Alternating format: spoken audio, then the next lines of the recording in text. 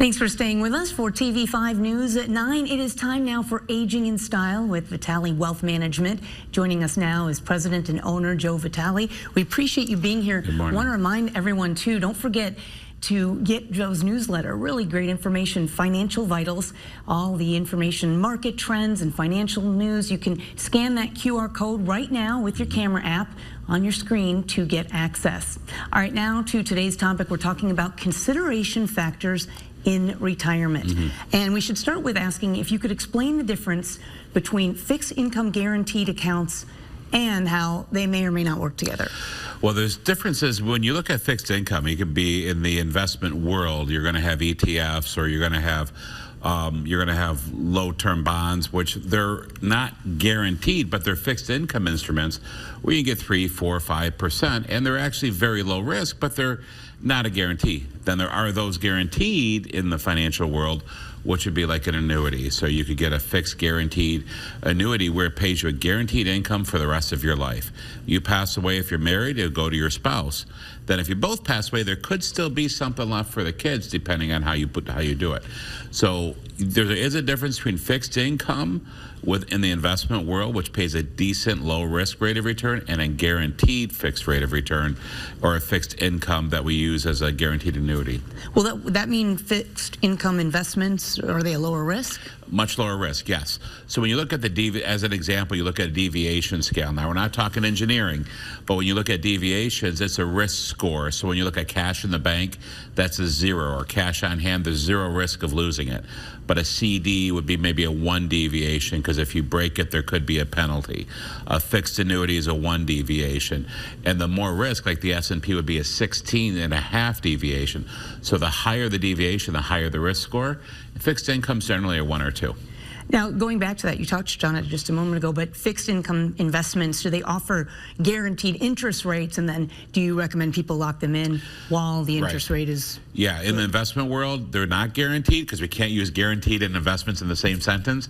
However, in the insurance world, when you look at fixed annuities, yes, they are guaranteed, and yes, I highly recommend locking those in, because you know the Fed's going to lower rates this year. The Fed should have lowered rates already, but they are going to lower rates sometime this year, 0.5 point to a point. When that happens, you're going to see rates go down. Right now, you could, last year at this time, as an example, we could have locked in a 6.2% guarantee for 10 years. Guaranteed 6.2, never to go down for 10 years.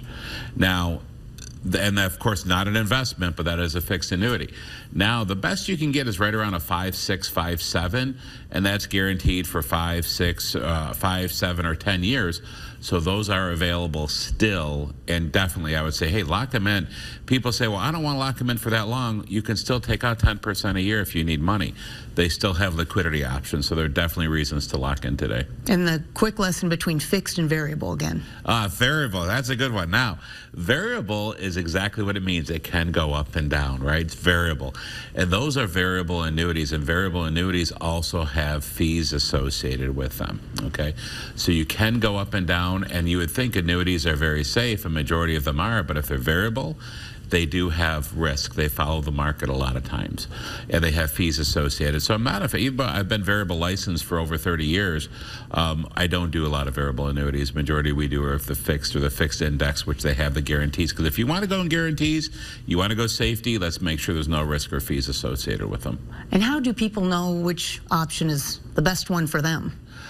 A lot of times it's the way they feel. So as an example, we have a financial risk score, which is their color money risk analysis. And that might say they're a 30 or a 40, which means 40% of their money could be in investments with risk. The rest of it should be safe. However, if they can't stomach market volatility and market risk, they shouldn't be in the market. You know, one of my clients say, Joe, if the market goes down, I better never lose a penny. I said, well, you can't be in the market. She says, I know that. Get me out of the market, put me into safety. It's a balance. So whatever's comfortable. We try to design a portfolio that has a very healthy balance of risk and safety. But a lot of times I want to make sure that they're comfortable with that.